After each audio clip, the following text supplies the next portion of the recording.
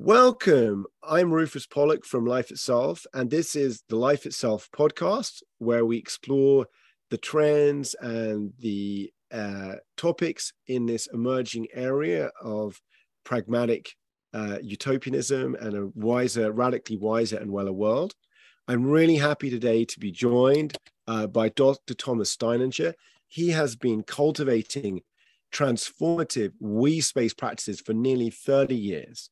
He is a philosopher, a practitioner, and a spiritual mentor, and has dived deeply into the practice of meditation and into the exploration of the evolution of human consciousness, particularly the current transition from a hyper-individual I culture to a co-conscious we culture.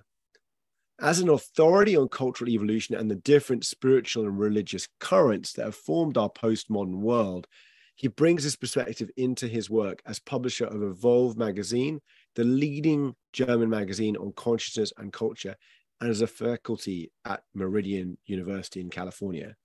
He has also co-founded and developed a process of emergent dialogue, an advanced practice in conscious communication. So really welcome, Thomas, to the show.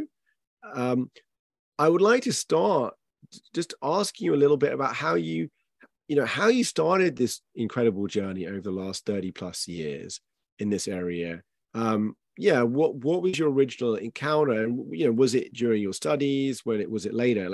I'd love to hear a bit about, your background and how this started. Oh, thank you, Rufus. I'm glad to be here. Very excited about this conversation. It always depends where one wants to set the starting point.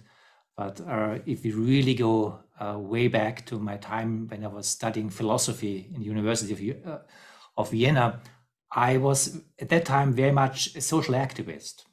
I was in the student parliament. The anti-nuclear movement was strong. I was part of all of that, and I was very much interested in social change at that time from a left-wing perspective. And I felt in all this kind of social activism that we did at the time that something was really going wrong. And from what I would have only seen afterwards, there was a lot of ego involvement in the way we went about with our ideals, how to change the world, and all about that. So I kind of changed course in that and did a lot of psychotherapy, group therapy, did a lot of what was in the 80s kind of things to do in body-oriented therapy, encounter, gestalt therapy, breath work, and all this kind of stuff. And I realized that there was a perspective opening up in myself that was different than my social activist identity. And being a philosopher, I tried to read about it, and there was a lot of spiritual literature. And to be honest, I hated the spiritual literature because it was often beautiful, but I felt that people don't really think. I had the arrogance, at least, of a philosopher, that the people didn't really think. And then in the 80s, I found something or someone that really was for me an important life change experience. There was the early Ken Wilber. And the early Ken Wilber in the 1980s, at least in Vienna, nobody knew Ken Wilber, was able to think about social, historic realities from a deep consciousness perspective. And I was in the end of my studies, wanted to write my thesis about social change, the evolution of culture from a deep consciousness perspective. And I wrote about this with a lot of what at that time the early Ken Wilber brought to the table, which was already evolution of consciousness and a deep philosophical understanding of a deep dimension of reality that I drew from Martin Heidegger, his whole relationship between being and beings. And this kind of interest in the depth understanding of who we are, the subject-object divide, led me into being involved in more spiritual work, And there, in a spiritual community that I was involved mainly in the 90s, there was a work where we very much were looking into what does it mean to come together in a different way, in a dialogical form. And this work was the starting work of our dialogue forms that we did. This community broke apart. There are a lot of things I could tell about that. But if you want to have a starting point, this kind of long story is kind of a starting point how all this work started in my life.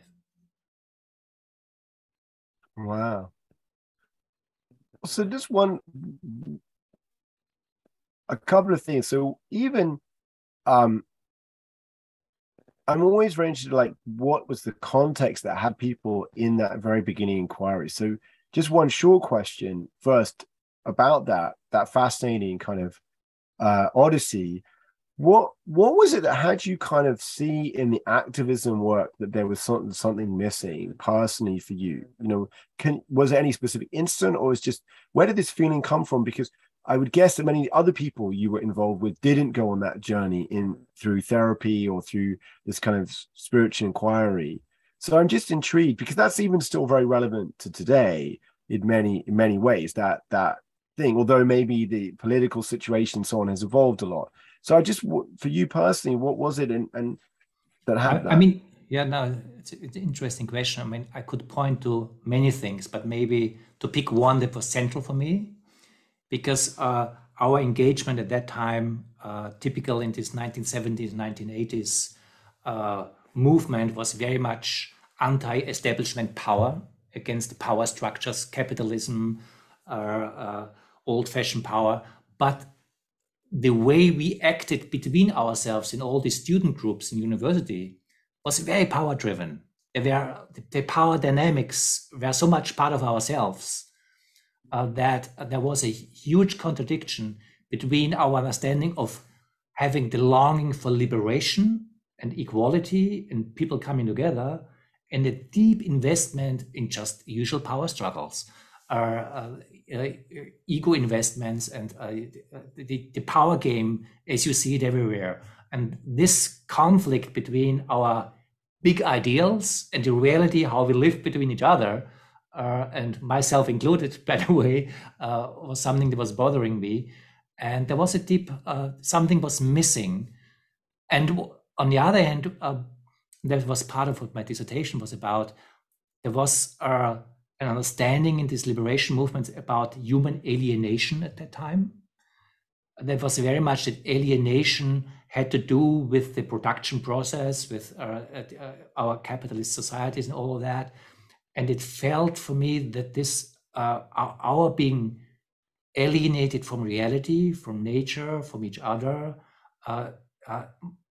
must go deeper than that. That's not the core of it.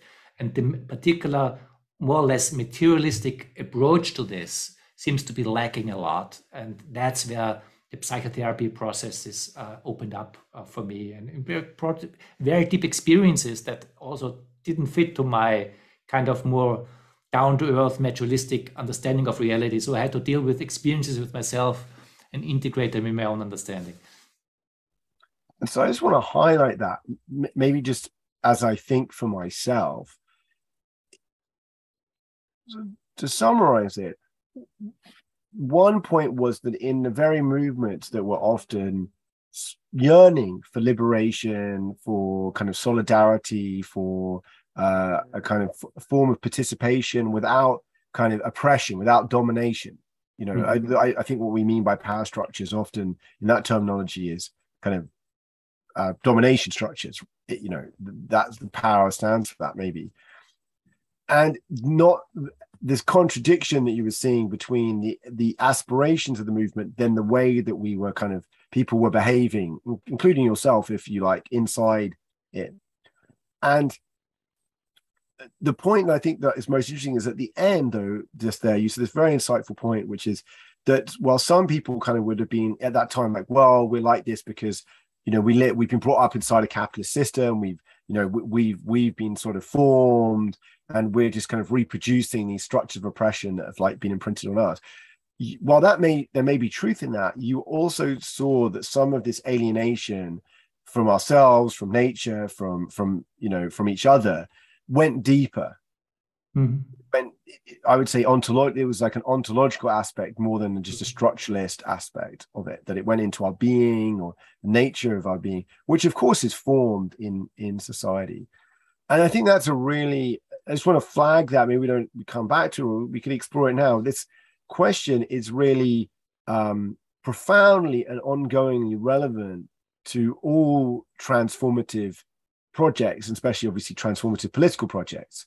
Mm-hmm. And if you just talk that through our audience, is that crudely, I would say, you have, one story about the world. It's like, hey, we're going to transform things technologically. We're going to, even our own being, we're going to invent pills. We're going to take a pill for that. We're going to be a brave new world where you take this or you take that, or you go to a movie that stimulates this or that. But we're going to transform our own being and our own well-being kind of almost technologically. And another one, which is the traditional kind of, maybe you might say Marxist, or just generally is like, okay, there's structures. We don't own the means of production, or, we live in oppressive family structures that are, reincorporate the domination with the father over, everyone else or whatever.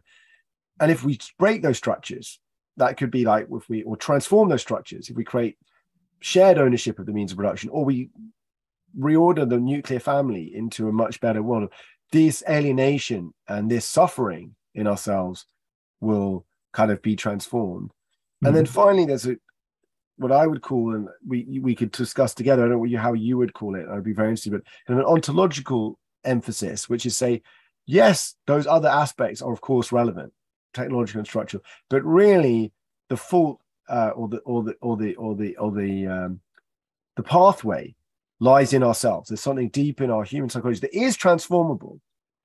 There are practices, there are methods, but it's really, there are deep things in humans that lead us to be alienated or to have suffering. And that remains obviously a really relevant question and distinction for ongoing projects of political or social transformation or personal transformation. I've kind of set that out, but I'd love to hear your thoughts on that and how that is that something, is that what you were alluding to, or in your way, how would you put it? And how does that relate to what you see still today or even then in your evolution? Mm. I mean, it has a lot to do with identity, with who do we identify being in that sense. And even in this times that we are talking right now in the 1980s, I had a very powerful experience that made a big difference, that maybe speaks to that.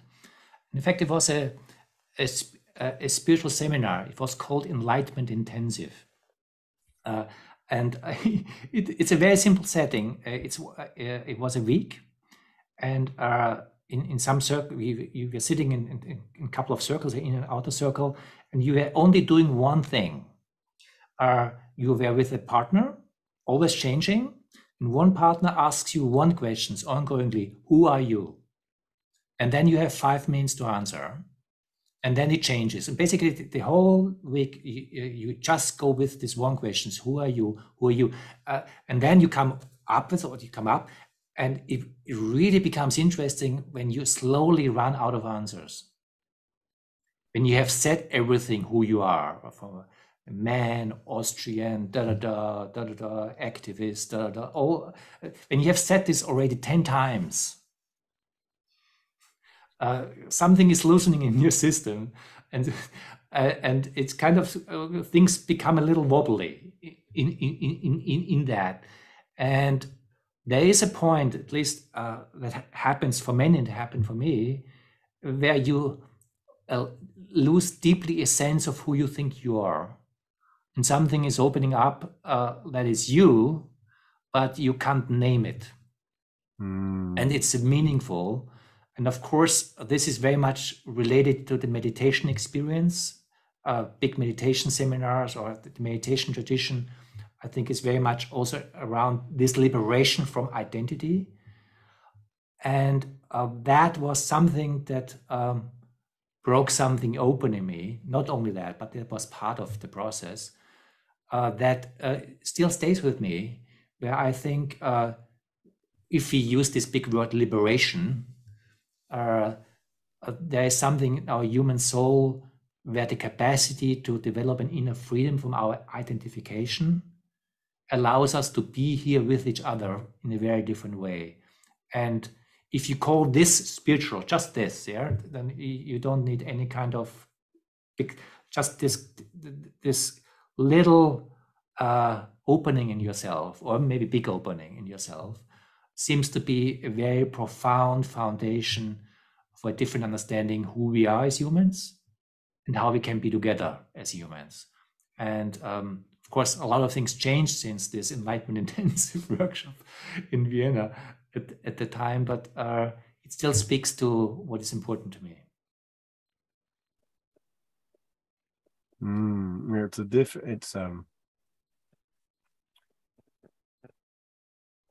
Put in simple words, that kind of liberation from identity, it has a sense of being available at any time or any place. Obviously, maybe different environments make it more available. Even the very fact there's the Enlightenment Intensive, or that you had the leisure time to go and do it, or we could say various things. But the point is, from what we know of wisdom traditions, that kind of liberation has been available in various forms in a whole variety of different cultures, political systems for thousands of years. So it's kind of really distinct from liberation, maybe in the other more political sometimes senses one has. Yeah. So to move on, so you read Ken Wilber. It had this really big impact, and then you maybe would say, like, I'd like to talk a little bit more. You said you joined this kind of community in the 90s, and that there were certain things that eventually broke down. But I'd love to know a bit more about that, and both its impact on you. But what were some of the things you learned, or what were the lessons, or what did you see out of that? And maybe you could say a bit more about that. I mean, the community that I joined, the names change sometimes, but the name people still know it was called Enlighten Next, and it was around the spiritual teacher Andrew Cohen. And the one thing that I still appreciate and what our work in the core was very much about, that liberation, also spiritual liberation, it's more important what happens between us than just what happens in me. And the work we were doing, and that's still very much related to the work that I'm doing now, was very much finding a way to talk with each other, where, using your words that you just brought in, where we're just available.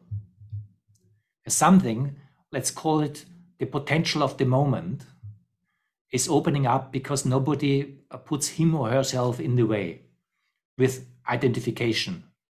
You don't have to call it ego identification. That's basically the same thing in my understanding, where one can be so there for this moment, that we can be so there for this moment, that this moment has a chance to show up between us in the potential that it does not have if everyone is clinging on I have to be here, you have to be here, and my agenda has to come through, your agenda has to come through.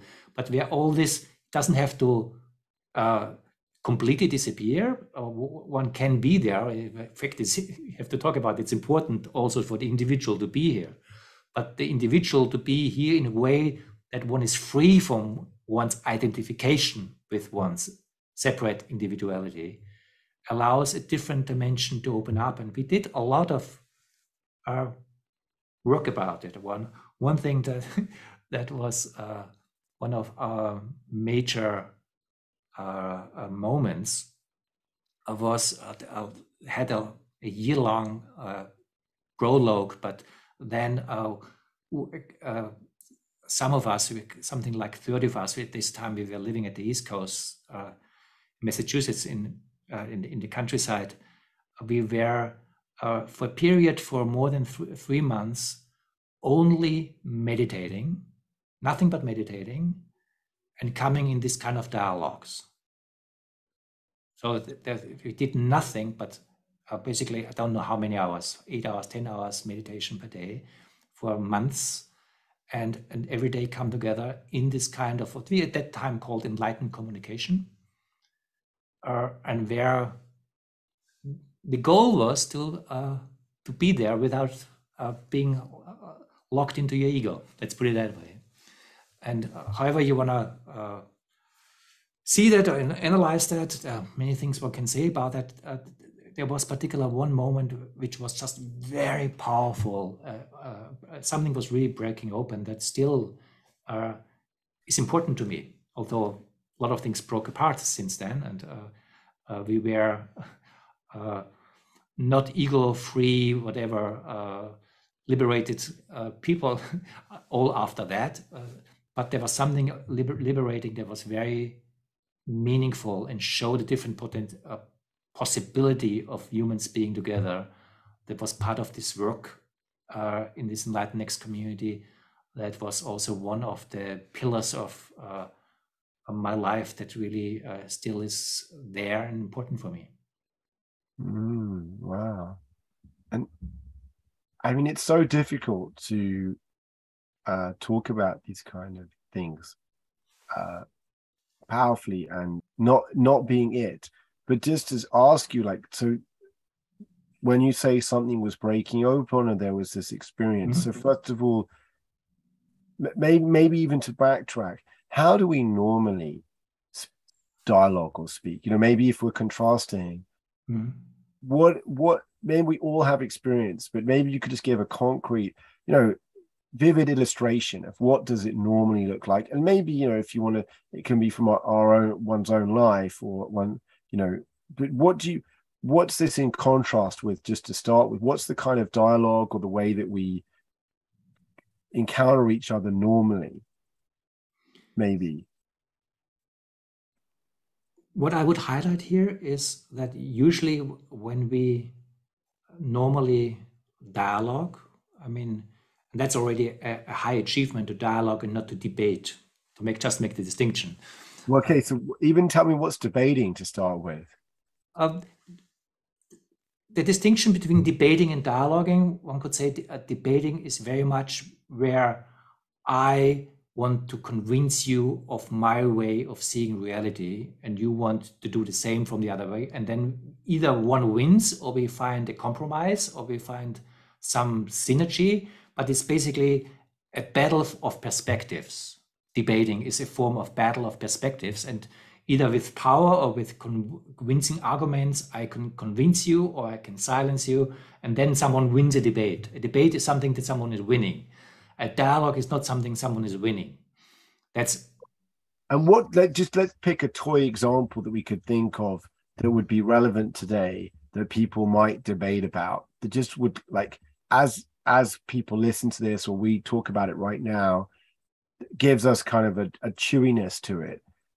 It could be about, I don't know, the war in the Ukraine, or it could be about like something vivid, like, I don't know, Donald Trump, or, you know, President Biden or something. What can we just give me one example where of what it would look like if you and I were debating right now about something?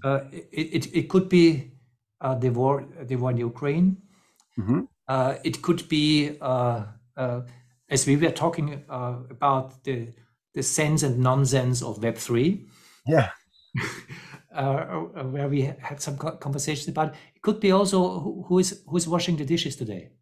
Yeah. So let's pick Ukraine maybe just for example. Okay. But what would a debate look like? Like, how, if you and I, like, what would one of us say? Like, you know, I don't know, or like, or maybe, I don't know, on the Web3 one, it might be even like, okay, you know, Web3 is amazing or Web3 is useless, but it would be, what would it look like? The main ingredients that makes a debate is that I know what is true. Yeah. And I want to find ways to put this truth on you.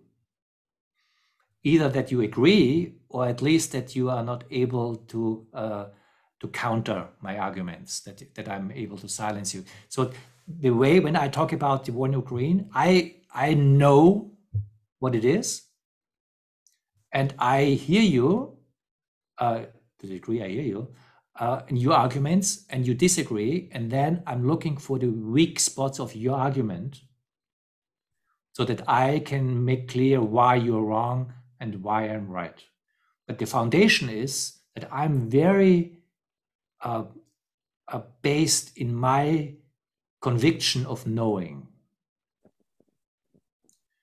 and that the whole orientation of a debate is to expand my knowing to other people so that they become part of my knowing in that. And of course, it can get more complicated. You also can convince me, but basically underneath is this foundation of identity and knowing that is fixed and that tries to win. And that, I would say, is the basic characteristics of what the debate is about, which also can be powerful. It's like a powerful chess game. So let's take an example that maybe for even at least our averages. So imagine I'm quite convinced that, like, I don't know, Russia is kind of wrong. Vladimir Putin is wrong. Like, they shouldn't be invading Ukraine. That if I were coming from, like, I know that this is not meaning that I can't have a conviction in a view, but it's like I know I'm right. I'm trying to, and or vice versa. You're saying like Vladimir Putin wrong. I'm like, no, I think Putin's great, and I think Russia have got right on their side. Mm-hmm. That would become a debate where we're in this clash of opinion about it. And what would then a dialogue start to look like? And then we're going to come to even a kind of emergent dialogue, or I don't know, enlightened like kind of dialogue. But what even dialogue would look like between you and me. Let's say I'm a pro Russia at the moment, you're pro Ukraine. Would that be we drop those kind of, so, like, yeah, what would it look like? I mean, the main difference, I would say, it's cool. It's cool to ask this question, because the main difference is, I would say that in debate, I'm listening for something different than I would listen for in a dialogue. In a debate, because I'm convinced of whatever, I listen for where you object and where the weak points of your objections are, so that I can come in. So it's a whole usual thought process of warfare. I look for your weak spots so that I can come through with my arguments. That's what. So when I listen what you're saying, basically I'm looking. So he's saying that and that, and that's a weak argument. I go in there. Yeah. And in the dialogue, so let's say in here it's like, you say something about the Ukraine, and I'd be looking just like, well, that's wrong because of this. Look, the US is supplying, and you would be like, no, look what the Russia, right. And in a dialogue, what are we looking for, or what are we listening for then? The main thing, I would say, or the starting point is that I really try to understand you, even if you're thinking the opposite, that you're thinking really Putin is right, and it's all about NATO East expansion, and Russia is cornered, and they have to defend their security interests, and basically it was the NATO who started this war already in the 1990s, when they promised the whole thing. You can make all arguments in that that are in this. You listen differently when you try to understand the other, even if you disagree, to understand where does she come from? What's this world about? And in the difference that is occurring, there's still place for argument where I think that doesn't make sense. I bring it, but the foundation is a listening for mutual understanding. Yeah, here you are as the other with this other perspective, which I really don't understand and maybe really annoys me, or triggers me in whatever way. But I'm curious enough to try to create something where there's a mutual understanding, some bridge building possible between one and the other. Not kind of in a flat landing, I don't care, my truth is still holding my ground, and in that being also myself, not kind of just being, I don't care, but I also care not only about you, I also care about myself and and holding this tension, this friction, that can be very uncomfortable, because it's a place where I really don't agree with you, but do I still want to listen with you? Yes. And then there is something, I make a little leap here, but I think it's interesting, because we worked with this very example quite often, and it illustrates something. When I listen to you, how vulnerable can I be in this listening? And a good thought experiment is, if you say something that really would pull the carpet underneath my feet, that really kind of would be very disturbing. Not that I have to agree with you, but if that is the case, do I really want to hear you? Or do I make a choice that there's some things I don't want to hear because I don't want to be shaken up in where I stand? That's it. And I'm not even saying that it is important that to let the rug be pulled. I'm not saying, but just a thought experiment to see there's a point where I'm not sure, at least that's the way I always go to this, I'm not sure I really want to hear you. Because holding my ground is existentially more important than hearing you. And to be aware that this is the point where I stop talking with you.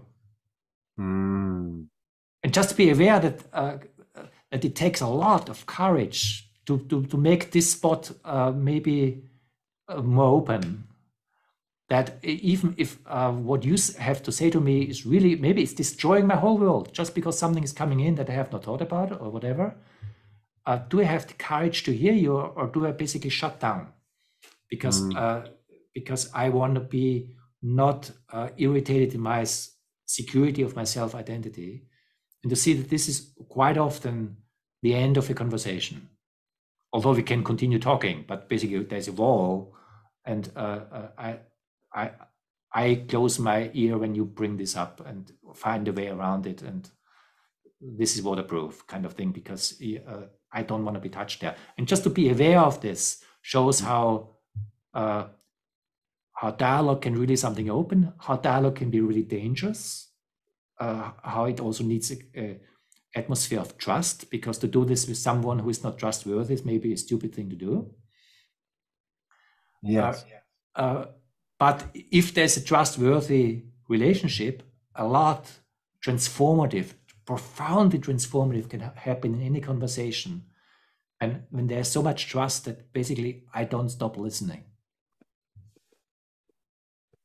Can I ask then, so what, to make it concrete, what was it, if you could share even, let's say in the Enlightened Next community and in these moments where you were really doing this profoundly, what kind of things would you dialogue about, or just can you give a concrete example from your own personal experience that really opened something up for you that you were dialoguing about? And it might have been a very simple topic, but that kind of makes it concrete for me or the listeners of something that could really, be that powerful. I mean, I can imagine, but I'd just like to hear. I mean, what comes to my mind, and that was part of the spiritual work that we talked about a lot about our ego structures, my male arrogance, or for example, about my German identifications with German identity in relationship to a lot of denial of what happened in the Second World War, and a lot of justification, and a lot of where I just feel very comfortable, because being Austrian/German, to make this not differentiated for the sake of the conversation, there are a lot of things that in my environment are just a shared given. How Austrians see themselves as whatever victims of history and not perpetrators in that sense, and how we translated it in the generation after the war, and how we find justification stories, and to see in that sense our cultural identity being built around certain myths and certain blind spots, that if somebody else shadows that, you very easily touch a pain point where you're not sure you want to go there. And that's same true for any history, for any identity. Talking about American identity and American race history, Native Americans, extinction, whatever. And it doesn't have to be history. It's also my personal relationship with maybe you, or maybe my partner, where my male superiority is just playing out in a way, and because I may be able to play some intellectual game, I can hold power in this way, and I don't want to let go, and I don't want to say it. And people just saying, "Hey, look," and maybe you don't want to look because you don't want to see yourself, because it shatters a little bit your ideal self perception. Things show up that you don't want to shadow work. So what, like in this, like you would do just as in the 8 or 10 hours, you do this meditation. What then would there be a group dialogue, or would it be you dialogue with someone else and they would bring up these things potentially, or they would look, this kind of dialogues that I was just describing, we did over many years ongoingly together. And there are also danger points in that, because you can create group dynamics and group perspectives, cultish forms of dialogue structures, all that, which was also part of what happened with us. So there are also shadow points and blind spot in this. But in this particular phase that you're pointing to around this, it was more about the capacity to allow something between us to emerge that is shared, and something that we are together in, but standing also on our autonomy. It's not kind of a groupthink thing, but it has its own wholeness, where a dialogical field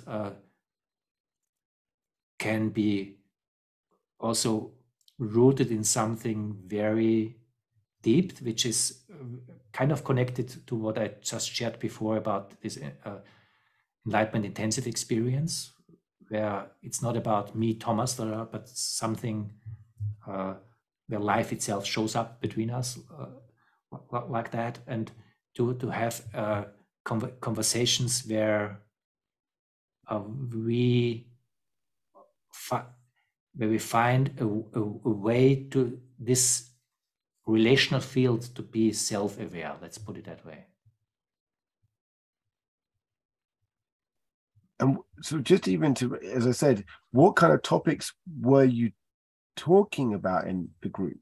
What would can it be anything, or were there particular things that I have a hard time to remember exactly what we were talking at that time. On one hand, it was very personal. On the other hand, it was very about atmospheric.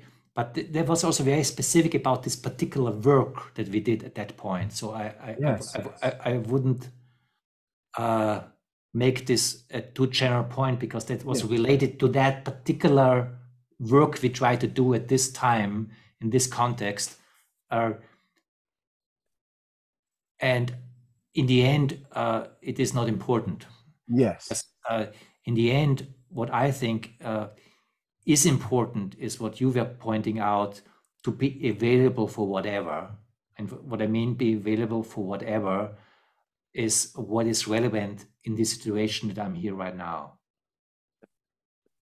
I suppose why I'm also speaking to it is it can sound to some people a little bit, I would say almost magical, like there's this wholeness or this field, and it's like quite like that there's a what is it that leads to it. So for before I got very, it was in a way this very concreteness of it, which I can see, which is there are things that you could say to me that, like, can I be with them?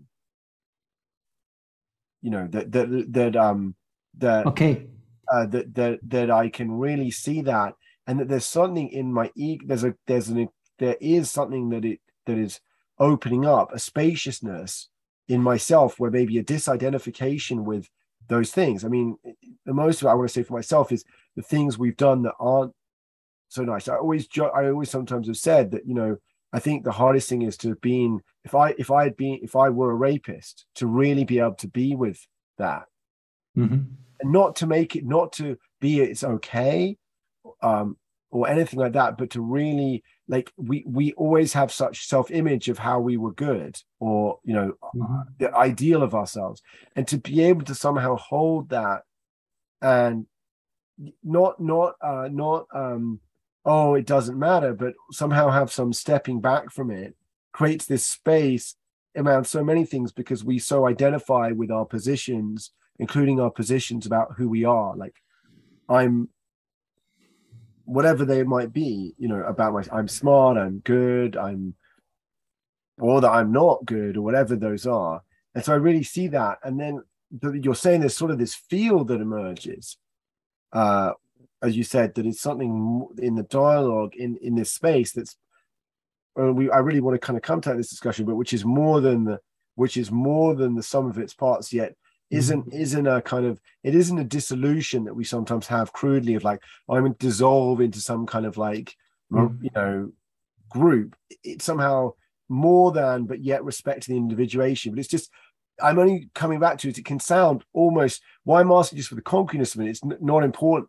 And I get that it's not important, and if one doesn't remember the detail, but it just makes it real life potentially for people who may or may not have experienced such a phenomenon. Yeah. I'm not sure if the concrete content makes it more real. And let me talk about the magic that you brought. Yes, let's talk about the magic. Because I would say it is magic. But what I mean with that is, or to explain myself, I think that individuation is also magic. That we create magic, or one very down-to-earth understanding of magic, is what we create with language. I find it magic when I use a word like the word tree, and I'm pretty sure that in your consciousness somehow something like treeness shows up. That's in fact the foundational form of magic, to be able to manifest something to language.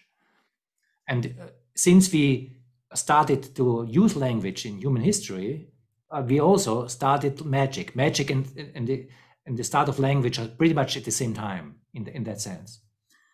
And the fact that we are able, or were able as a species, sorry that I step back a little bit and take a meta perspective here, that I think explains something, that we were able to basically leave our embeddedness in the natural process that we were in and shared with all other natural species, that we were able first to form identities as a tribe with particular cultural forms, and then in that, and it was all done with language and starting to different forms of storytelling, coming in the hero story of all of a sudden that there was the creation of the individual that stands out of the indigenous tribe.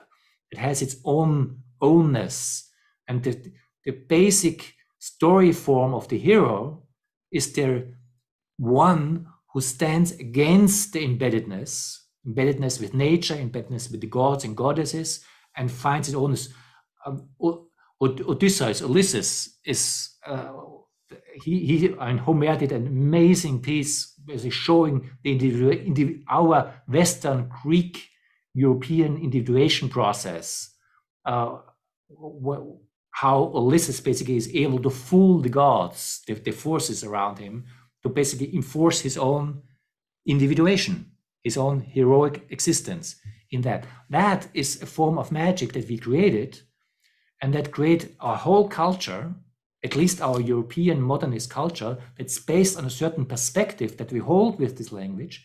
It's based on the separation that we kind of manifest, that I am myself and I am related to objects and even other people I can objectify and can have instrumental relation. There's a whole world that we are creating through a cultural, magical game that we, even science in its form creates this magic as a scientific language that creates a certain awareness of reality that's based on subject-object relationship, on subjectivity, on instrumentality, and all that to create this world that we created this as a species, as a culture. And maybe we are at a turning point right now where this game comes to its own end, where in the hyper-individuation process and the whole epidemics of narcissism, the shadow sides of this game are showing so strongly that there is a evolutionary drive to find new forms of reintegration in wholeness, that this experience that I was describing of a relational field is maybe an attempt to not lose individuality, but to create an awareness that even individuality is embedded always in relationship, and to have a psychological, emotional, spiritual relationship to this embeddedness, and then you give it the word field to express this. Whatever of course, it's not a physical field or whatever. You use a word to express something that somehow has a relationship to a certain experience and that has some resonance with the experience. And that, I think, is something that is happening right now in many, not only in this spiritual community that we were, but in many places, that it seems that our hyper-individual postmodern world is looking for forms of reintegration. Thich Nhat Hanh's interbeing, reinterpreting Buddhism with this interbeing language goes, from my interpretation, the same direction in some way. Other people do similar work in that. So there seems to be something in the air where the evolution of culture and consciousness is seeking magically to find new language games, to talk with Wittgenstein, that allows us to experience and communicate our embeddedness. And that's how I would interpret this experience. Sorry, it was a long answer and a little philosophical one. So I want to come back to that or let's work that through for myself and maybe for listeners. And I think maybe also to expand on it in examples of what we mean by these terms like individuation and then integration. So I'm maybe going to bring another example that we're all familiar. Well, we all went through, whether we remember it, but we might know if we've seen babies. So as a tiny child, when the child is born, from what we know, and obviously we can't really interview very young children, but we can do kind of experiments to understand how they see the world. They may not really see themselves as separate from the world. Like they are the world that they're in, and there isn't a really tiny 1 week old or a few month old baby is their sensations and doesn't really know maybe even whether they don't have a sense of their body separate from the environment and things like that. And there's a Mhm. sense, I'm picking an analogy, but you're also using it in the ground historical perspective, which I want to come back to. But there's a sense of individuation in a child, as that they start to see themselves as it separate, like there's some kind of distinction of them, and that's a very natural and even healthy phenomenon. And what you're also talking about, I'm just kind of trying to get that for people to understand, sense of individuation. There's a sense of, at one point, the child is totally embedded in their environment in a sense. Mhm. And similarly, while again we can't go back in a time machine and go back 50,000 years or 100,000 years and or even 10,000 years and really understand, interview um, Homo sapiens and be like, understand how they see the world. There is a sense in historical perspective from the literature we have, from what we do know, that there, and even from societies we know today, into just that there was a sense in which there wasn't the sense of the individual distinct from who they were, interwoven with the group, that they were. And what we're talking to here is that there's a suggestion that there's been a big historical process, which is both a victory and, as we just discussed, has many shadows, of individuation, of people becoming what that means. Just like the child stops being just, I am one with the environment. In an actually healthy way, they start to say, I've got a boundary of my body, that there are objects in another sense. For example, very, very young children, if you do experiments, don't really, if an object disappears, for them, it's just gone out of existence. They don't search for it. It's gone. If I hide something behind the chair, and at some point, the child realizes there are objects out there, as it were, quote unquote, in the world that can disappear and that they can search for, they can recover, that are separate from them. I'm giving just very concrete examples from the developmental literature, but this sense of individuation goes on. And that, so first of all, just if there's anything you want to say to kind of do better than me and kind of setting that out, and I then want to come in, there's a sense of which that has extended, that's become, we'll come to, I think, in another moment, in this modern, the era we're in, that has become so exaggerated or taken to such extremes that the shadows of it have become very apparent. Though it is, we should acknowledge the great victory. But first of all, is there anything you want to say just to kind of spell out, like, individuation? Because I think this is really profoundly, again, comes back to the ontological thing, but also really talks actually deeply, if people are listening, to think to how this relates to some of the predicament, like concrete things like we talked about narcissism, but also what's going on our political systems, our challenges of dealing with global crises like the ecological crisis, the climate crisis. But because I also want to, at the end, I'm just flagging this for people, I want to come back to one modern reaction, say, oh, we want to go back. We want to go back to what the wisdom of indigenous cultures, which have huge amounts of wisdom. But in some of the story here is, it's not one wants to go back. It's like the pendulum will swing, but it doesn't swing back. It swings, the pendulum is moving upwards. We're tracing, if you like, a helix or upwards. So I want to come to all of those things, but I just want to start with the individuation point. Is that a kind of, just to explain that for people, because it's a kind of technical term, and I know it relates to Jung and other things. What do we mean by individuation? Well, thank you for that. And this is a moment where I really regret that Elizabeth, my partner, is not here, because she, as a developmental psychologist, really has a lot to say to that. But what you're describing, I think, is also common knowledge. We know that, and of course, people like Piaget really.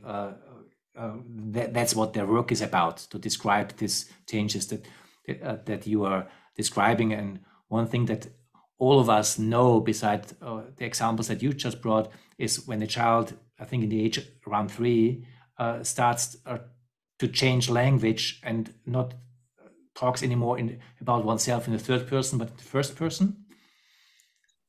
And just to see what it takes in consciousness to, or what that means to talk about yourself in the third person, is kind of a loose way.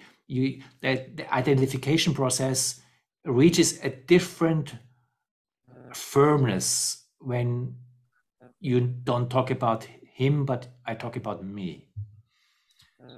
And then this meanness really starts, and this is also, as far as I know, where the first really rebellious phase in life happens, where you really start to try the boundaries of your parents, because you encounter the joy of saying no. So basically, oh no, no, no, and screaming because you want something, and all the willfulness. You're starting to experiment and play with your own willfulness, in a way where we discover something that is our I sense. And I really think what you are pointing out, that often because we are aware that narcissism is such a theme of our time, and our disconnectedness is such a theme that we all suffer from, and the whole wave of indigenous renaissance that we are living through right now expresses also that we realize that those cultures who have not gone through the same process of modernity that we have gone through hold some forms of wisdom that we have lost. But there's a very simple example again that I think highlights what you were pointing to, because when we were not separate yet in our indigenous tribe, there was a real power and togetherness, also, by the way, togetherness with nature in this. We have not objectified each other and all of that, and that's partly where also our romantic sense is responding to, wow, this is beautiful, this is powerful, and this is true. But there's another element that's worth looking at, that this was not a choice, this was a given. Nobody could step out of the tribe. There was no freedom to step out of the tribe. Literally, enough examples to demonstrate that people, indigenous, being taken out of the tribe die. And not because they starve or something like that, maybe that too, but psychologically, you just cannot take it. You don't exist outside. So to see that this is powerful, but there's also a necessity built in and a lack of freedom to do anything else but that is a very different situation than we are in, that we can say, no, I'm not part of this society, I'm not part of this culture, I'm not part of this family, and I really can do my thing and I can be very narcissistic about it. But we also can make a choice to come together. But this togetherness is different, fundamentally different, because it's based on our choosing capacity to do so. To be aware that this kind of togetherness is based on the freedom to choose, that's very different than the factuality of just being together.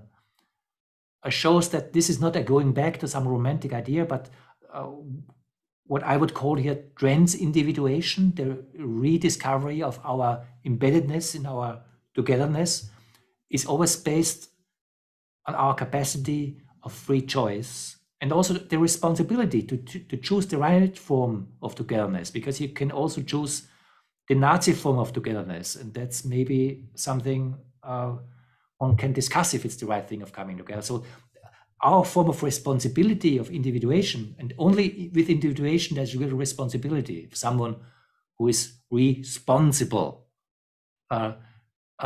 forms a different way of this field of relationship that's different than the indigenous one. We can learn a lot, but we also have to learn a lot from our process of individuation. Yes, I think that's really important, exactly, to acknowledge. And I think this is, again, to actually come back almost to the political point, if I can bring it up here, is the traumas of individuation, which may go back much further, but it's certainly even in like modern times, the people think of, when whether it's the Nazi rallies or it's the Inquisition, this incredible victory. I mean, that dominates, for example, if you go and just read political theory, most of it's about like, how do people have freedom to kind of do what they want, in the sense of play whatever music or read whatever books. This is just incredible victory that shows up. I'm giving formal examples in our kind of governmental, but the kind of underlying ontological achievement that represents is what you're saying is kind of is massive and almost not acknowledged, and particularly in these moments because it is now gone. Its shadows have arrived, and so just to acknowledge that the great victory of that freedom, and it shows up even in victories today, which is, you know, many societies were patriarchal. You know, the victories of individuation are still being reaped, whether I think they relate, you know, many of these areas, to see people as sovereign individuals with their own rights and all these kind of things.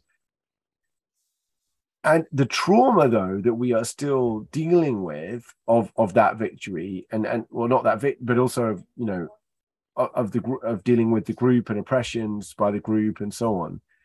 And what you're now coming to is to say, but we also see the great limitations of what we could call hyper individuation. You mentioned narcissism, but an atomized society, you know, the things we can say kind of classic loneliness, but also our lack of embeddedness or connection with nature in a visceral sense. The other thing that I want to reiterate in all of this, that we have to necessarily, on a call like this, we can't really do practice, although I and Thomas can be kind of, I hope, practicing a bit.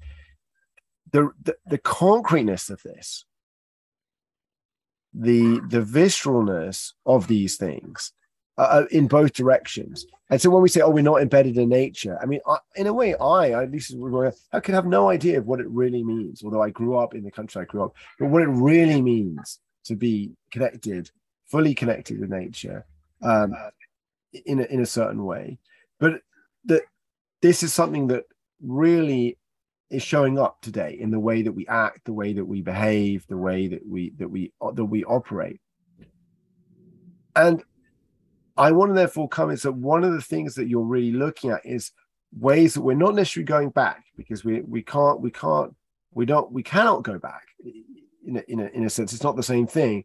What is the going forward? So then that just come back. This is what you've been describing even earlier in these experiences and these practices. And again, this magic you said is we're looking for ways, and this is really to integrate the victories of individuation, of our autonomy, of our individuality, back though into something that is a collective, but not that isn't a reversal, isn't a neuron, but like, I know I'm just saying this because people having it, oh, we're going to go back to the new. It's something really where that autonomy and responsibility and sovereignty or something is preserved, yet there is something new that emerges, and there is a sense of being the collective and connectedness and so on. Is that what that's what the work that you Emergent absolutely. Yeah. And to emphasize what you're pointing to, that is also what Ken Wilber calls the dignity of modernity, that we right now tend to forget because we are so much in the drama of modernity right now.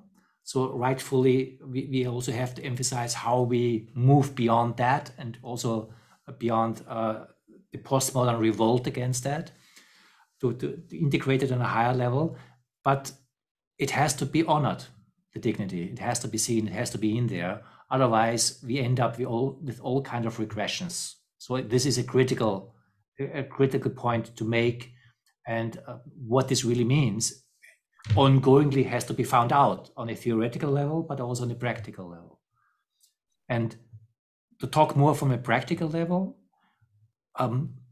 I think that's at least what our emergent dialogue practice is focusing on. That developed out of that, what we did in the 90s and what we did afterwards in our work here. Elizabeth DeBold, my partner, and others here, we are working this now since, I think, close to 30 years now.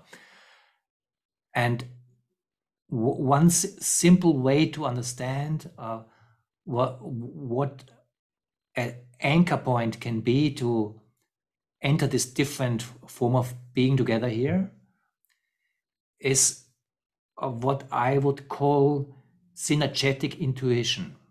It sounds a little bit like a mouthful and a fancy word, and I try to explain what I mean. But when we are in whatever situation, with whatever factors, let's say people and beyond people, there is a multitude that comes together and builds a situation. Let's say we are in a dialogue and there are 10 people, and let's leave all other factors out right now. Let's just focus on these 10 people, different perspectives, different life stories, different agendas, different drama points, different hopes. And there's a conversation that has a certain reason why we're here. And there is a multitude, and how does this multitude find a wholeness? How do we not stay fragmented or fragment, so that I have no clue? The worst thing is that we fight each other, but also just to be next to each other and have no real relationship is a form of fragmentation. We, as the circle of 10 people, say, we just don't find a wholeness, a meaningful wholeness. That everyone knows when a conversation comes to its own and somehow it feels very meaningful what we're talking about, and we're all in it, and something is happening, and it's beyond my agenda or your agenda. It's happening. There's some meaningful wholeness building because we did something right, let's put it that way, or something right happened, however. And I think one word to understand this rightness is the beautiful word synergy. That synergy means that different points, factors, identities look for how they can form a meaningful whole. And it makes a huge difference in any situation when I'm interested, have a sense organ for this synergetic capacity of a situation, and I'm in support of it to show up or not. And when enough people in a room have a focus and a capacity to really are aware of the slightest capacities of synergy and over support this, synergy happens in a much more profound way, in a much more powerful way.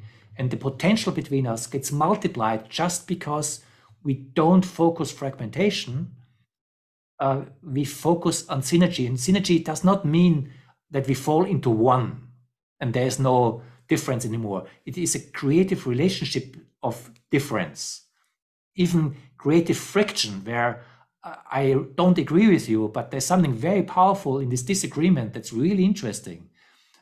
We don't even have to agree in the end, but still it was very enriching to have this conversation with you. If we agree or disagree, maybe both a good outcome, but something synergized in this, and the capacity to be there for this synergetic field is, I think, a way to understand what this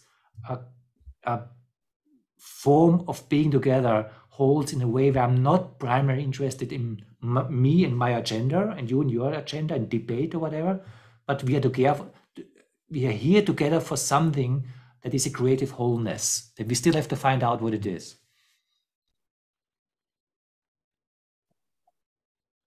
And again, so if I were thinking for myself, or listeners are thinking for themselves, it would be interesting to say, let's just pick something simple, like your partner and you. I don't know, there's some debate over what one's going to do this week, whether we're going to go to the cinema, or whether we're going to go to the theater, or let's say something more profound. I'm just kind of wondering, so like for you, or even could you give an example of like this, like when you've seen this happen, where you've seen a group having to decide on a topic, and it could be a prosaic topic, or it could be a really big discussion about the Ukraine war, and what you've seen happen when a group does fall into this versus not, and just describe that. I'm just trying to let me give a very concrete example out of my life that just happened a couple of weeks ago, and that I found significant. We do in our work every summer a retreat. And we did it in the last years in Italy, in Assisi. This year we wanted to go, out of some reasons, to a powerful place in Turkey. And then the war happened, and it just did not feel right to do a retreat in Turkey. Kind of, it felt like some escapist thing. So a couple of us came together and just were expressing this feeling uncomfortable with this. And out of this conversation came the idea, why don't we go to Berlin?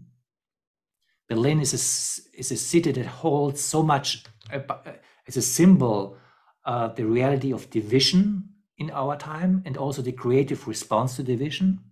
So there's something very powerful in the place of that, and that just happened out of this conversation.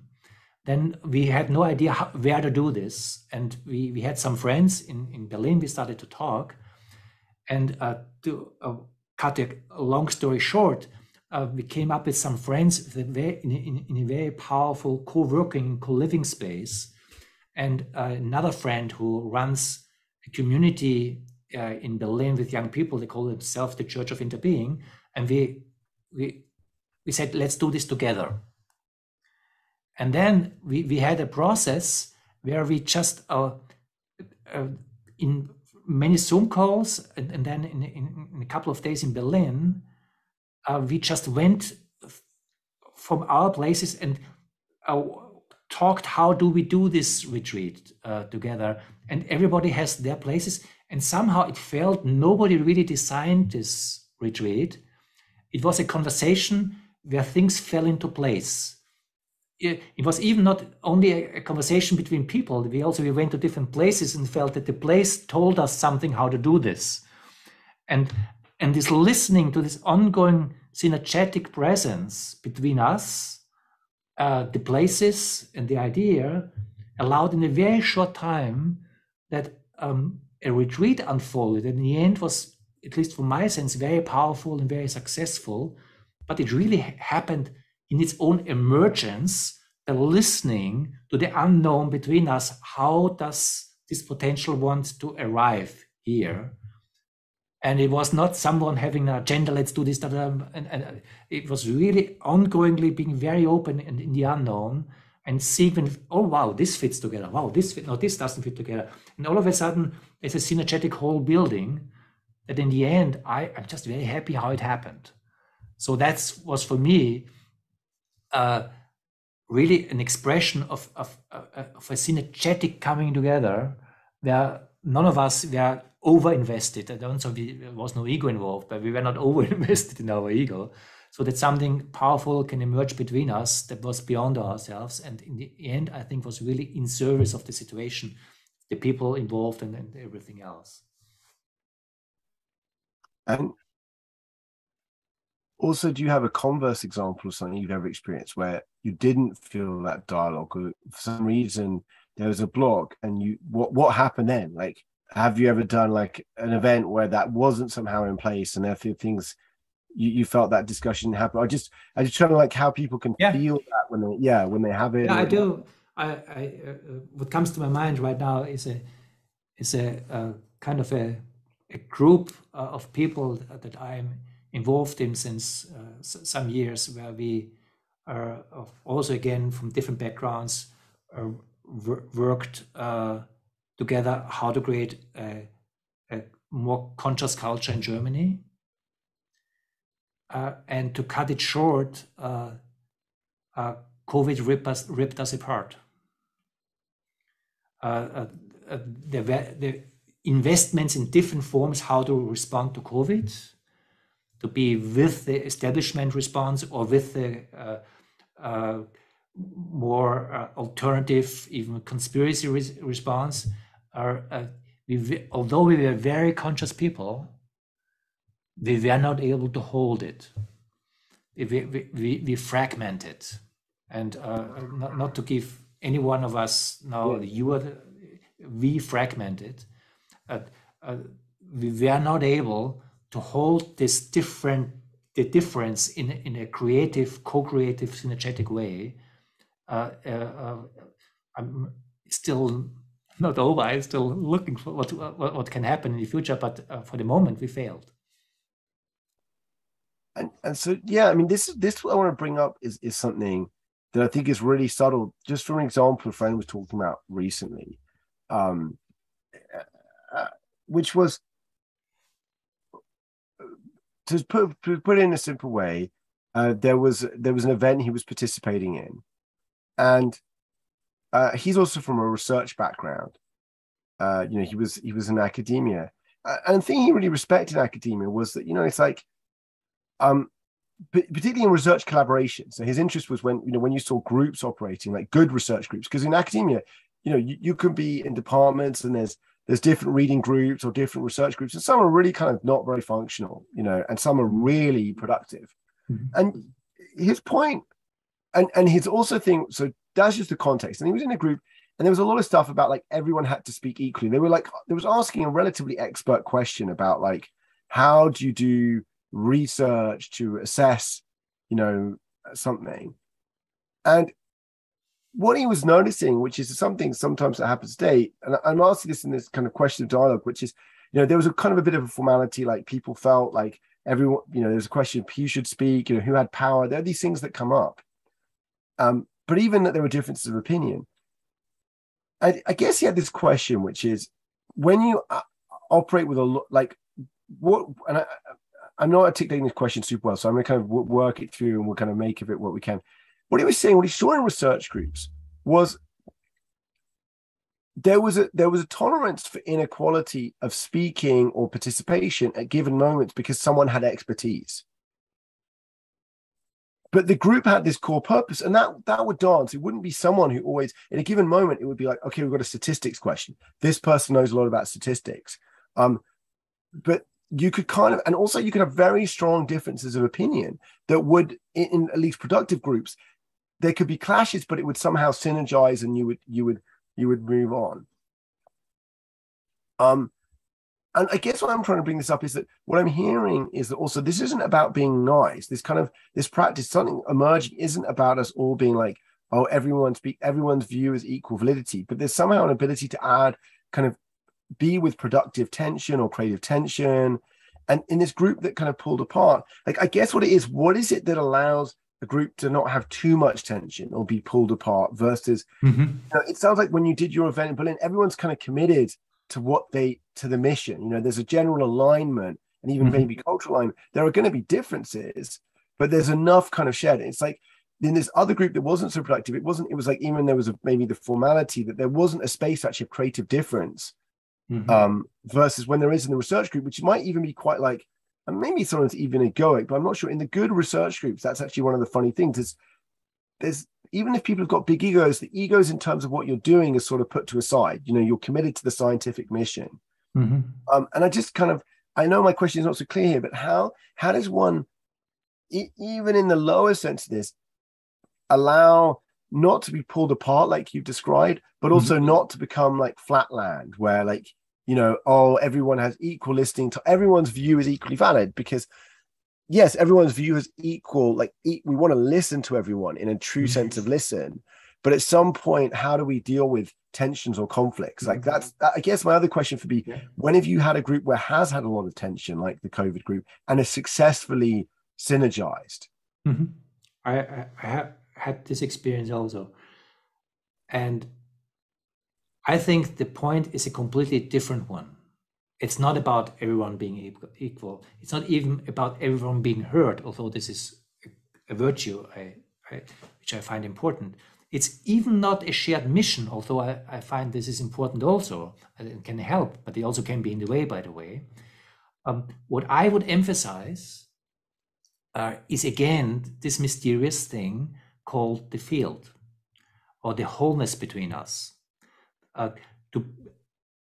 To be aware that there's something alive between us that's more than the sum of the parts, that has its wholeness. And I find something that really makes a difference here at least the way we do this, yeah, there may be other ways how to go about this, to create awareness of this dialogical field, of the synergetic field, not an intellectual awareness, an experiential awareness that one really can sense into the aliveness of this, to speak in semi-mythological language, that you can look through the eyes of the synergetic space itself. You're not just looking to the Thomas eyes or Rufus eyes, but I'm able to look through the eyes of the space itself. And what I find very powerful, at least for myself, to really have a love relationship with this. So there is something that is very powerful in groups, which I would call an interpersonal relationship.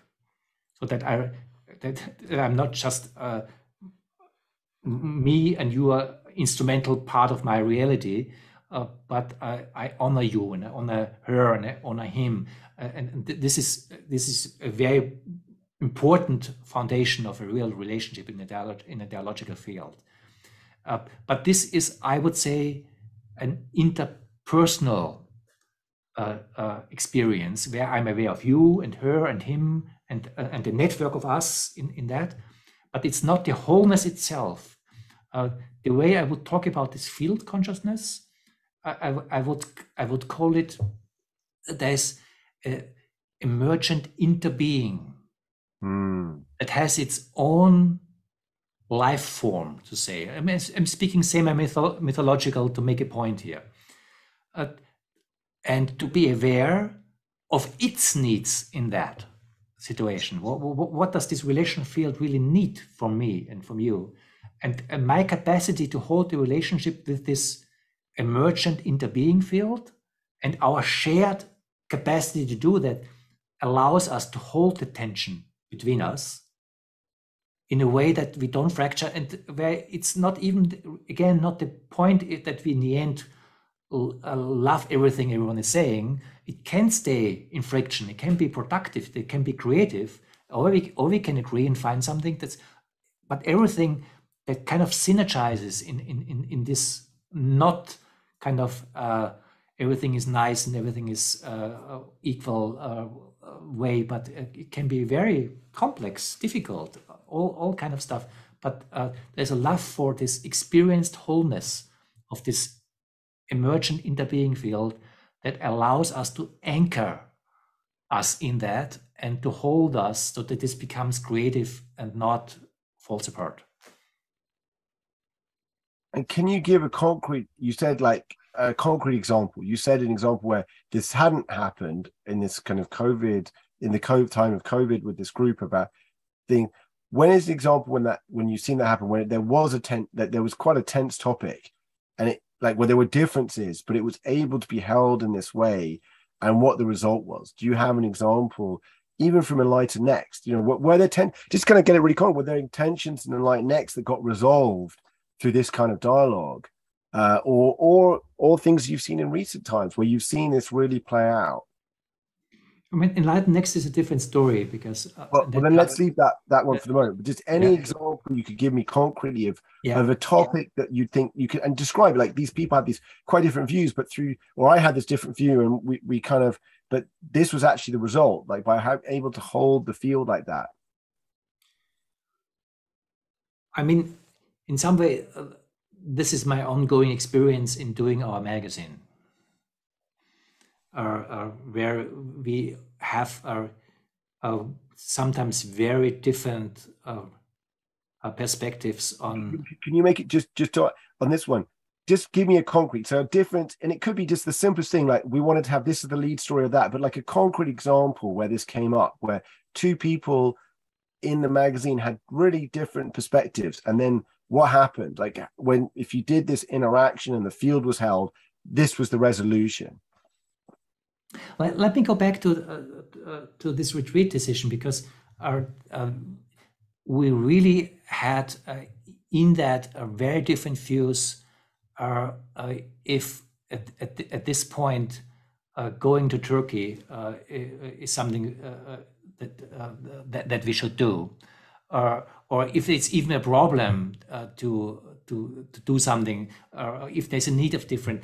and we had no answer for this for a couple of weeks. And what did one person so what happened? What would one person say? If it doesn't, you don't have to name them, but person X thought that we should go to Turkey strongly, and person Y, and what actually happened? People would get on a call and they would just. I'm just a little cautious. This is cautious to not talk about too intimate things here. Oh, yeah, sure. In that sense, even without naming names, but there were different focus points. That people who are more focused on creating for people a nice experience somewhere, who going, and people who more kind of were thinking about a more strategic context where this retreat has to or can serve a certain function in developing what we are doing, and where the personal experience on the retreat is important, but it's not the whole context. Right. And at the same time, both sides are right somehow. There's a big, you can call it strategic context, how a retreat serves a bigger cause, and it has a certain function and a certain thing that you want to try and bring to the world. And there are certain life experiences that you bring to people who join this, that you that you want to support. And there can be very in contrast to each other, opposing each other. And so there could have been a breakdown. It could have been these two camps formed, and kind of slugged it out, and maybe even whatever resolution would, even if there was there might have been no resolution, but even if there had been a resolution, people would have been conquered and dissatisfied. One group would have, whereas instead you're saying there was a group decision was made relatively efficiently, and people were it was an integrative decision that built on this field to find something that was people were really whole with. I mean, what we tend to do, and this is a language that we don't use, but other groups use that, and I find it applicable, is that the decision process is consensus oriented. And consensus oriented does not mean that we, in the end, everyone has the same perspective, but that we are behind what we do in the end together. Amazon's famously founder has this phrase, disagree and commit. Yes, exactly. But for that, you have to be very aware of a lot of factors to be able to do that. Yes.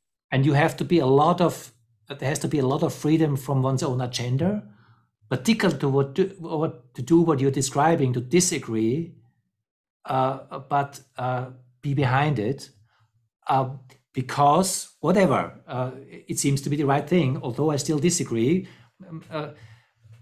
Maybe the reason, because it cannot be decided, and it's more important that we move together here than to fracture. And because of that, although I still see differently, I'm really behind doing this because, and that maybe connects directly again to our work, I'm aware of this relational field and I don't want to hurt it. So I want just to make the point clear, it's not that I don't want to hurt each other, that can be part of it, but that I don't want to hurt the potential of this field. But this field, what is relevant here right now, and the way we can see this together, that only can find itself in not fragmenting. And to hold this together and to value that needs first as essential awareness of its reality. That's not just an abstract idea that I can contemplate, but this is much more existential. Because if I just contemplate as an idea, then basically all becomes a head thing. But if I have an existential experience of this wholeness, we are talking on a very different level. I wanted that. I think this is really. I mean, yeah. And it's to encourage anyone listening. It's really, this is a practice, and Thomas and others, but really to practice. And I think it talks to things we all know, which is that we spend much of our time not in such productive, well, in debate or not productive dialogue. I wanted to switch tracks right towards the end here and ask a couple of other questions. So one is what was, Inner Light next? Because I think there are a lot of inspiration for people wanting to, in many ways to sound like an incredible in community. I've heard testimony from other people who've been participating in it that was one of, but it also broke down. Mm-hmm. What lessons of that, or like what happened? Because, I think this is a moment when people have a lot of ideas about, again, we want more, transformative communities.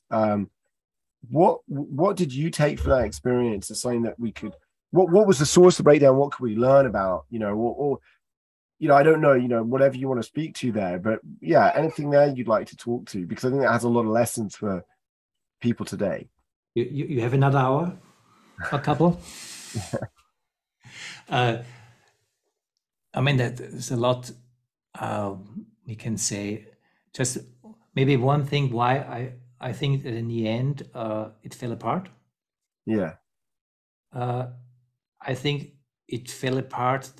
Again, many things one can bring into it. I just pick one that I think is very central, and there was a built-in a contradiction between what was our project, what we tried to do, and the way we did it. Because this capacity of interrelated emergence basically needs that this dialogical field really comes into the lead. But we did it in a top-down context of basically a guru context, where the power structure was outside of the project. And that would have needed a complete redo of our relations in order for this dialogical field to come to its own. And like what kind of, so just concretely, so for people who are listening, like, Andrew Cohen was the guru. Andrew Cohen was the guru, yeah. And basically it was a top-down power structure where this dialogical field that we are talking about was somehow, this was what we're interested in, and also what Andrew was interested in some way. But to do that in a degree to basically let go of this guru position would have been a necessity for this dialogical field to come to its own. And that did not happen. And why did that not happen? Again, I could say more about it, but simple because Andrew didn't want to. And how you interpret this? I guess one question I have, do you think it was essential? Like, the question is, why is it so difficult for groups to self-generate that? Like, why is it so often that is a guru to what role? Why was he quite essential to it then coming into being in the first place? Like, why? And why did he not see, who knows for him why he didn't see the wisdom of stepping aside? But I guess it's like this kind of difficulty, I guess, is, do you need something like that to create the space in the first place, but then somehow step out of the way? Yeah, I guess that's one of the lessons one can draw, that is part of the difficulty of it, because of course it helps also to have a powerful holder of this. But the nature of this different step of human interrelatedness needs something different than pyramid power structures. And I don't say, I'm not saying that authority is bad, because to flatland everything is also not the answer.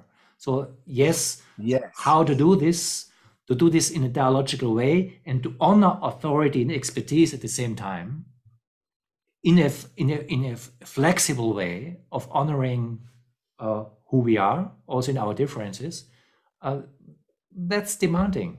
It's not easy. And that's why this also produces a lot of experiments that fail, but that's also part of the process. And we are in the process of finding out how we can do that to honor a lot of contradicting things at the same time, because I don't think that pyramid structures really can serve for the future.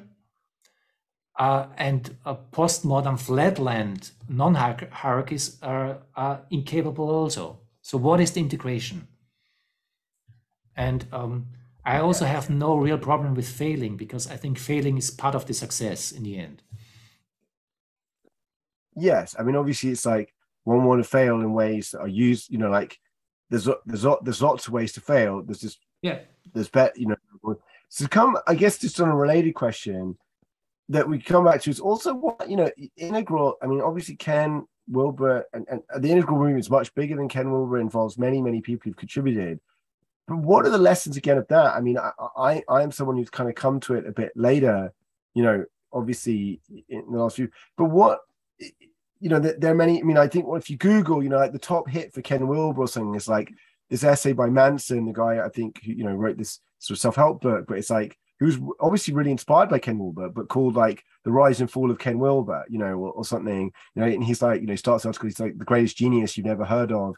But what, again, I don't necessarily think that. I think there are like people that we have a tendency in our world to focus on things that are successful because there's like an entity that's really visible, that's really successful. You know, things that are successful because they influence the entire culture and not so. But what do you see has happened with integral community? What are your hopes? And where do you think it's evolving to? Where is it showing up in other places? And what lessons are there that, like, if, you know, like of other communities which are coming into being that are emerging that could learn from that? Again, one simple answer to a very complex question. We can answer lots of parts of it later. I'm very happy about the emergence of metamodern. And one reason why I am, because I think that any new stage of human culture and consciousness has to be multilingual.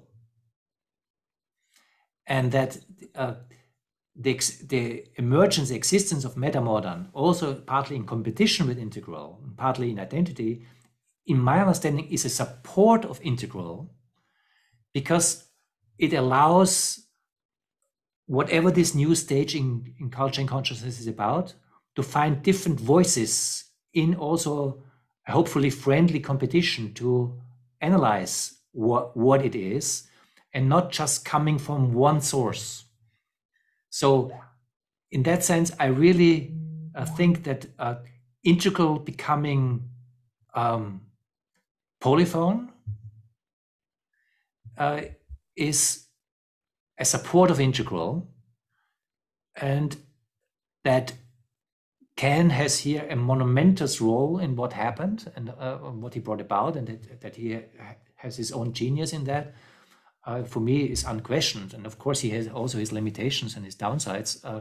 But that he, I mean, he played an enormous role in my life. That's maybe a side point, but that really, shaped a lot of my life and my understanding of reality. I think that to honor this and to find a polyphonic relationship to that, as every stage of consciousness, tradition, modern, postmodern, came in different voices, in competing voices, is a support that there's something real new happening right now.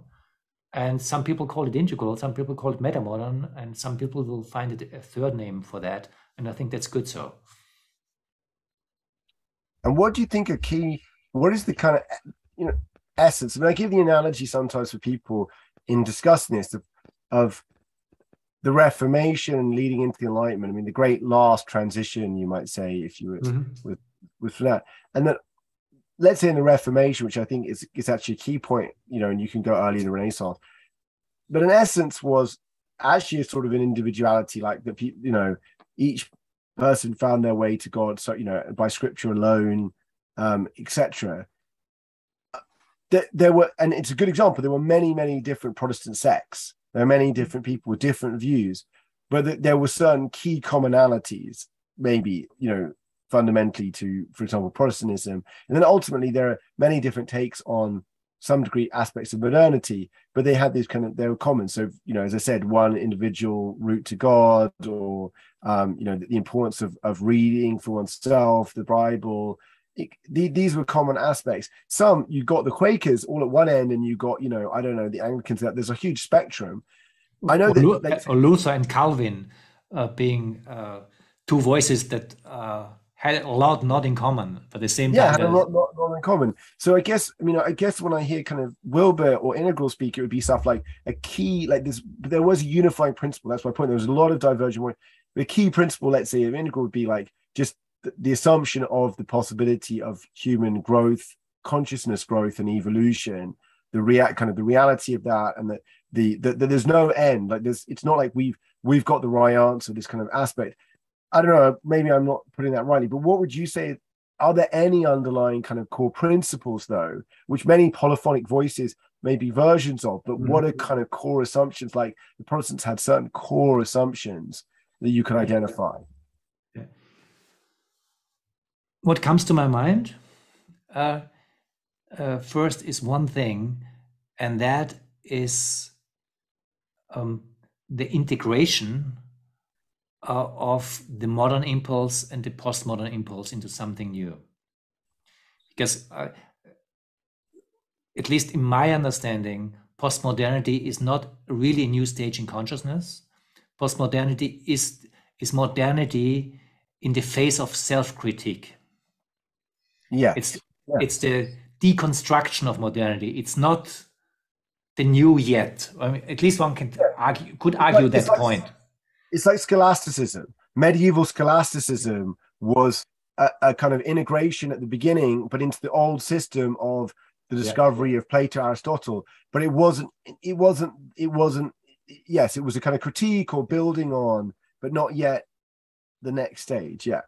So, in that, this impulse to really take serious what postmodernity is teaching us in terms of the flaws of the Western scientific, hyper-individualistic, separate subject-object divide perspective of reality that distinguishes, I'm oversimplifying dramatically, forgive me, that distinguishes this Western Greek European impulse from traditional impulses and other impulses of other cultures around the world, and that created the triumph and the disaster of modernity. And postmodernity is very much basically the relentless self-critique of that.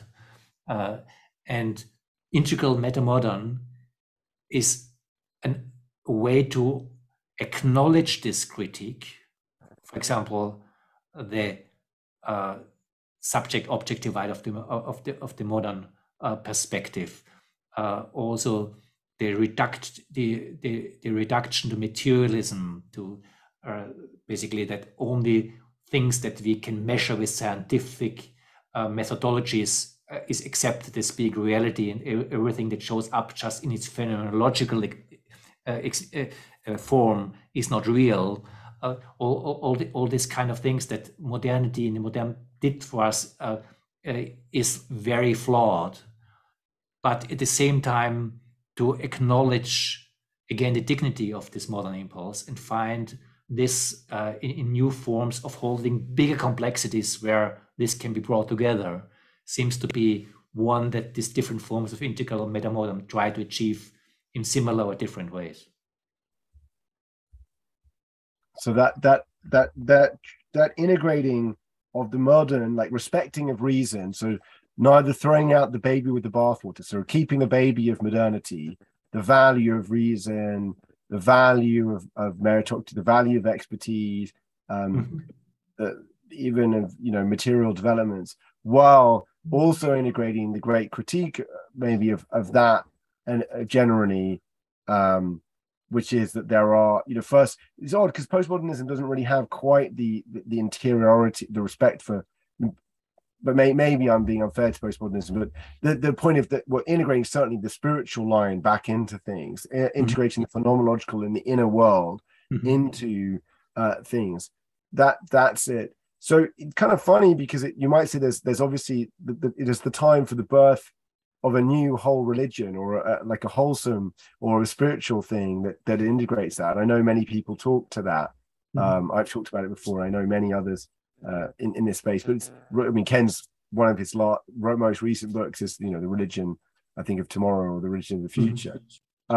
So I guess that impulse, you're saying that integration is a key aspect. And is there anything else that you see as a key aspect of these different polyphonic voices, if we were to write out our theses?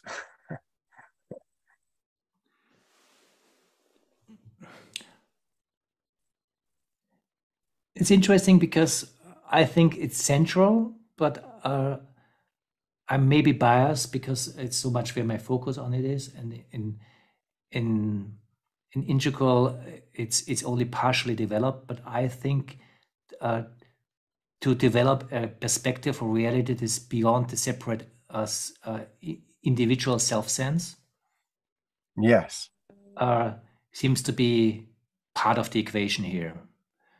But I'm a little hesitant to say that because on one hand, this is so dear to my heart, and on the other hand, I see it in certain forms of integral only half-heartedly pursued in that. Yeah. But still, my conviction is that this is a essential part of the puzzle.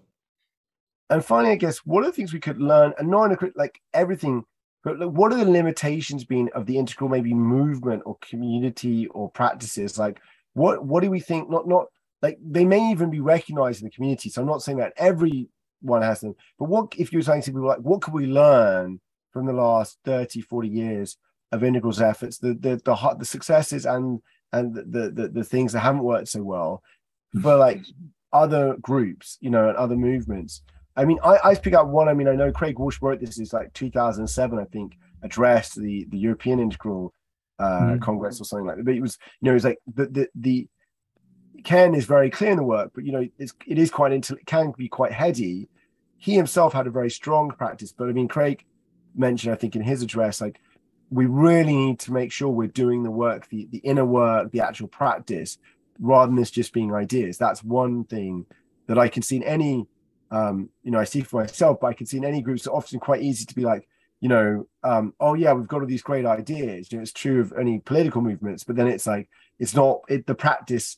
Going back to your first point of this whole call, we're not practicing what we're preaching, and that's crucial. But is that one thing, or what other things would you say that there are that we can really learn to do even better, that were being done well, could be done even better, or that like we're maybe missing? No, I think you pointed it out, and I really think it is one of the flaws and the blind spots, and maybe even the shadow sides of integral. It is the temptation of the theory that explains everything.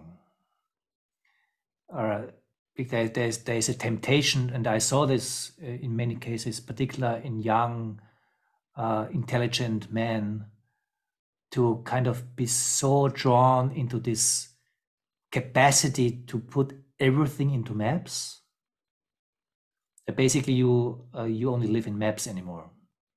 And I see this sometimes, to my experience, very tragic, because I see people who have a deep spiritual longing, but from my perspective, completely lost in maps. When I see them, my experience is they don't see anything but maps. Even when they see you, all they can do is mapping you. I'm exaggerating a little bit, but because of the powerful capacity of these maps, they lost touch with everything else. And this is something that happened because of the capacities of integral theory, and because there can be a trap you can be trapped in. And I see, again, it's just my perspective, but I really experience quite some tragic lives in this, where I see very sad people with high intelligence and a high spiritual longing, but somehow lost in this. And that is something I think which is connected to a blind spot or to a shadow side of how integral showed up until now. And again, I don't think that there is anything on earth that does not show up with a blind spot, with a shadow. Shadow. Wow. Well, I mean, I just want to, I think also that humility is a really central point as well, that at the end, but not coupled with then doing nothing. Like there's this dance, as you say, we hold our view, but we hold it with a listening for others. Yeah. I wanted to say at this point, anything last that you'd like to say during this interview, Thomas, that you'd like to share at the very end, or anything that we haven't covered that you'd like to mention? No, just I appreciate very much the conversation that we had, and to all this very theoretical, but also very personal dimension of this, and this shared search. How can we find this step forward in our individual practice, but also in our, if I may call it, activism, to find more integrative forms of culture and living together on this planet, with this planet. And kind of having this conversation is, for me, part of the practice. Well, thank you so much. Thank you, everyone, for listening. And please, if you want to find out more about Thomas's work, you can check out Evolve and Evolve World. And just a great thank you to you. And also, I just want to acknowledge your partner, Elizabeth, who I knew unfortunately couldn't make it today, but like was here in presence with us on this. I know, just acknowledging all of her contribution and the many others. You've acknowledged some of your kind of intellectual and spiritual ancestors on this call. So thank you to them as well. Until next time. Thank you so much, Rufus.